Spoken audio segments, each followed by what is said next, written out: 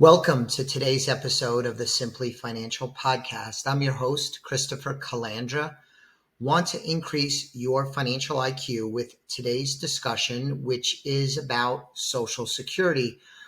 And I want to focus today on break-even analysis.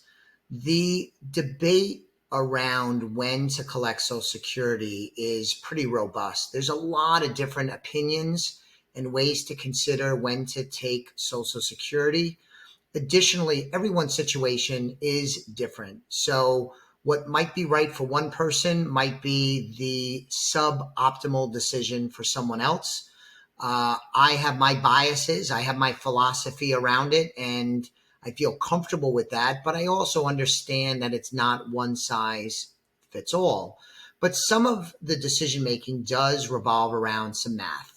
And I don't want to scare anybody that's listening, but let's talk a little bit about this because when to take Social Security, again, is a huge topic and there's a lot of debate. So the basics, you can claim Social Security as early as age 62.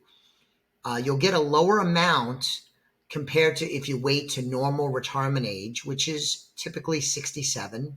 It depends a little bit on birth year, but for simplicity purposes, 67. And you get maximum Social Security benefits if you wait until age 70. That's when you get the highest monthly benefit. So claiming at age 62 means you get less, but you get it earlier, meaning that you are amassing several years of payments before the other options would kick in if you happen to wait till 65, 67, or even later at age 70. So one key consideration in this process to figure out what you want to do, something that's right for you, is a break-even analysis. So the break-even analysis is when you calculate the total benefits from taking Social Security early compared to total benefits if you wait until later. In other words, you take Social Security earlier as opposed to later. When do they intersect where you basically have taken the same amount of money out of the system? So according to AARP, they ran some calculations on this subject. So the assumption is a monthly benefit at $1,800 per month if you go to age 67, normal retirement age. So $1,800 a month. So if you choose to take it early at age 62, that $1,800 gets reduced. As I said earlier, it gets reduced by about 30%. So that brings it down to $1,260. It will take 11 years and 8 months for you to get the same amount of money out of Social Security, either taking the $1,260 a month at age 62 versus the $1,800 a month at age 67. So that means that the break-even point is around age 78 and 8 months, almost 79 years old. So if you were to pass away, I'm not going to talk about a marital situation yet. That'll complicate things a bit. So let's just deal with a single individual. That means if they were to pass away before 78 years old and 8 months, they would have been better off taking it early, because once you get beyond 78 years old and 8 months, having waited means you will have taken more money out of the system. So that's an interesting thing. A lot of people opt to take money earlier for a whole host of reasons, very legitimate reasons, by the way. And I'm usually a fan of this in most instances, just for the record, because they don't know how many years they have, and they figure I might as well take money out of the system while the getting is good. And it's hard to argue with that logic, even though the math says something different. If you expect to, or you actually end up living beyond 78 years and 8 months old. If you wait until age 70, that's where you get maximum retirement benefits, the largest monthly payment available.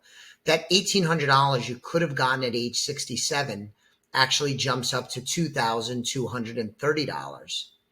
At that point, if we run that same break-even analysis compared to somebody that took benefits at 62, is 10.4 years, meaning the break-even is 80 years old. Now, a lot of people live beyond age 80 years old, and so waiting would yield a benefit. You're getting more money out of the system every year you live beyond age 80 in this illustration. But a lot of people don't live until age 80, or a lot of people will have health setbacks, so their quality of life, their active lifestyle might be in the past. That's part of this myriad of considerations that go into deciding what is right for you in terms of determining Social Security. So you want to run a break-even analysis. That should be part of the process. It's not hard to do. We could work with clients and do work with clients to help them sort this subject out. Keep in mind, I've already referenced that there's a lot of different factors. One of them is physical health condition. If you are unhealthy, that leads one to consider the bias should be to taking Social Security earlier.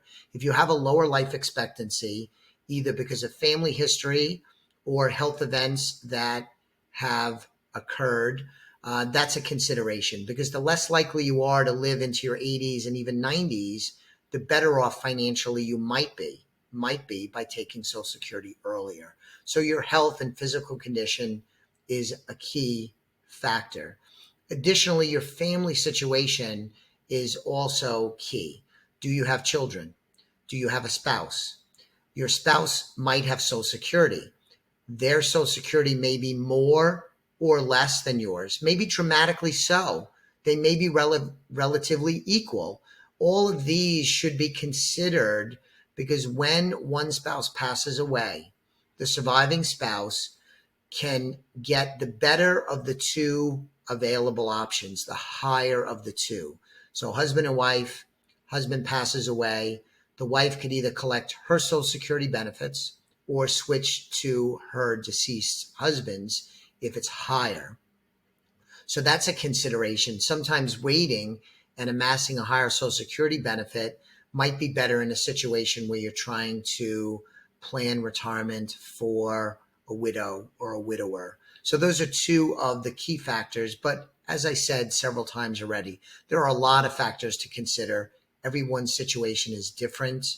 My bias is when somebody retires. And I'm going to define that loosely as when you're done with your career. You might still be working at part-time, donating some time to a charity. Generally, when you retire, I believe in most instances it's better to take Social Security sooner rather than later. I think when you look at wealth building, if you use Social Security income instead of income from your own assets, your own nest egg, at the end you come out ahead, and also as a side benefit, not the primary benefit, but as a side benefit, are then able to leave more money to your heirs. I think it increases your flexibility. I just like the profile of that decision more than the waiting decision in most instances. It's not universal, but that's where my bias lies. Keep in mind one final point is it does not make sense to not collect Social Security once you get to age 70. You're not really, unless it's a weird set of circumstances, going to accrue more benefits. So when you get to 70, start collecting Social Security. If anybody's out there and listening and watching and you're over 70 and you haven't collected yet, put that on your things to do, because you ought to begin collecting. Keep in mind, as I said a few moments ago, at Elliott Wealth Management, when we're planning retirement for our clients, we will consider when to collect Social Security, and we'll make recommendations on what we think is right based on the totality of someone's situation. If this is something that you want to explore with us, go to the website, elliottwealth.com, sign up for a complimentary consultation, and we could discuss your factors, hopefully helping you make an optimal decision on when to collect Social Security. Thanks for listening to today's episode of the Simply Financial Podcast. I'll be back with you on the next episode very soon. The views expressed are not necessarily the opinion of SagePoint Financial Incorporated and should not be construed directly or indirectly as an offer to buy or sell any securities mentioned herein. Investing is subject to risks, including loss of principal invested. Past performance is not a guarantee of future results. No strategy can assure a profit nor protect against loss. Please note that individual situations can vary. Therefore, the information should be relied upon when coordinated with individual professional advice. Please note, the information being provided is strictly as a courtesy. When you link to any of the websites provided here, you are leaving this website. We make no representation as to the completeness or accuracy of the information provided at these websites, nor is the company liable for any direct or indirect technical or system issues or any consequences arising out of your access to your use of third-party technologies, websites, information, and programs made available through this website. When you access one of these websites, you are leaving our website and assume total responsibility and risk for your use of the websites you are linking to. Securities and advisory services are offered through SagePoint Financial Incorporated, member FINRA SIPC. Insurance services offered through Elliott Wealth Management, LLC, not affiliated with SagePoint Financial.